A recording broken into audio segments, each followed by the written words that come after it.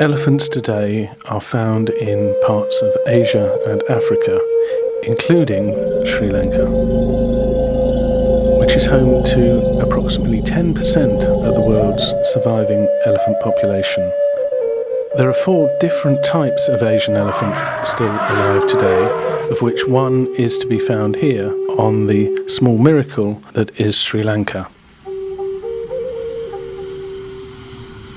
Welcome to the beautiful Indian Ocean island of Sri Lanka, which is less than 11 hours direct flying time from London, thanks to SriLankan Airlines' speedy non-stop service.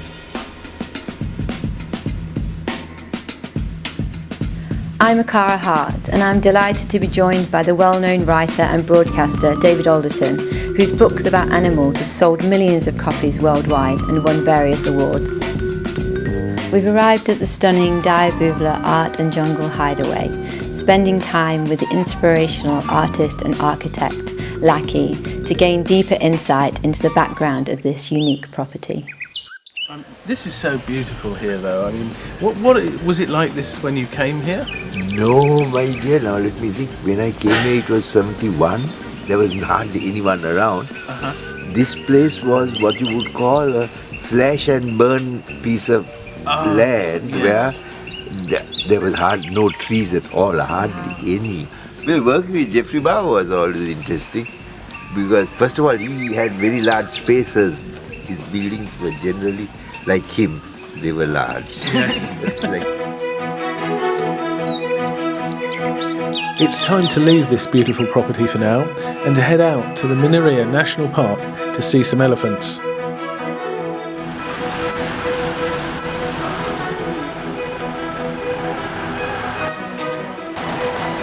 When you drive into the Minneriya National Park, you're on dirt roads, and those are bumpy to start with, and then they go up and down even more.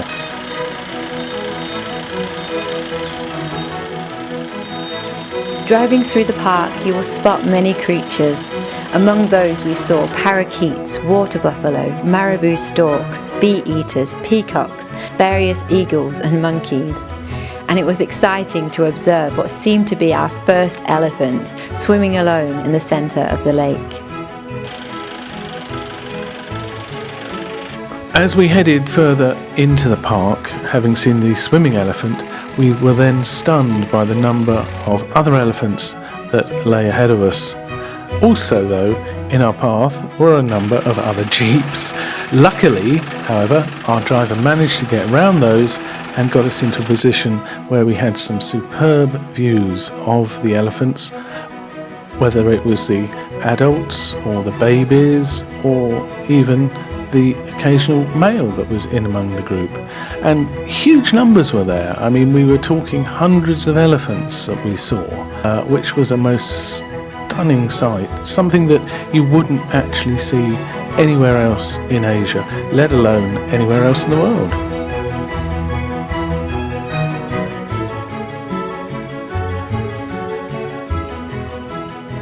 I mean, the elephants are so important to the landscape here.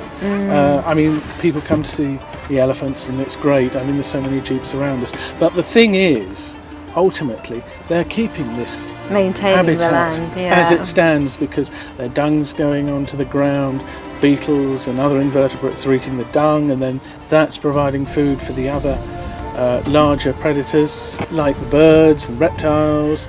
And so there's a whole cycle of life here. The whole ecosystem is functioning and thriving. Thanks to the presence of the elephants. Have you seen the baby? That one's very, very young. Oh, look, my goodness. Look. He's not fully coordinated yet. He's adorable. There's another youngster over the back there as well. Look how his mum's steering him and helping him along. Look, the gentle knee to keep him up. The trunk, again, it's the trunk that's being used as a hand to steer.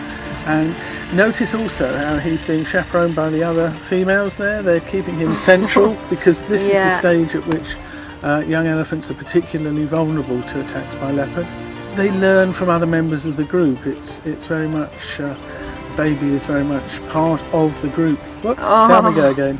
Is he going to get a helping trunk? No, life is cruel. Sometimes you've got to get out by yourself. Look at the scythe-like motion of the trunks as they're grabbing the grass. Yeah, they almost spiral. The Asian elephants feed in a different way to the African elephant because they only have one sort of lip, if you like, at the end of the trunk, whereas the African elephants have two, so it makes it easier for them to grip. Whereas the Asians don't have that facility, so they have to sort of pull. Each of these will probably need about 170 kilos of food a day, maybe 150, 170. And what about the baby? How much would the baby? Well, the baby's going to be suckling still, so Okay. that's not going to be a problem. He's trying to get the grass, though, isn't he? Yeah. Well, that's how they learn and explore and Exploring test. with his trunk. I mean, they're eating about 200 plants probably in this sort of environment. Yeah, For of them, course. it's a hard battle, but they've got to get here to get the water. Well, thank goodness this is incredible, huge, expansive lake. Yes, there yes, for them. yes. They'll surely get through quite a lot of that in the dry season. That's right. The dry season here from July to September, and also the time of day is important because they tend to come out in the afternoon, late afternoon, and feed through now until the early evening till it gets dusk. There's quite a few babies. Yeah, that's right. That's right. It's great to see. I mean, it's a sign of a healthy population. You can see why they've been such a worship symbol for millennia. That's absolutely right. They're just And they're still with something us. And else. we've got to do our bit to keep them. Everyone on the planet has a responsibility. We're part of this ecosystem. Yeah, it's remembering that. It is as the remembering elephants that. remember everything. Yeah, absolutely. As Akara and I looked on, so the elephants began retreating back to their forest home, bringing our elephant encounters to a close.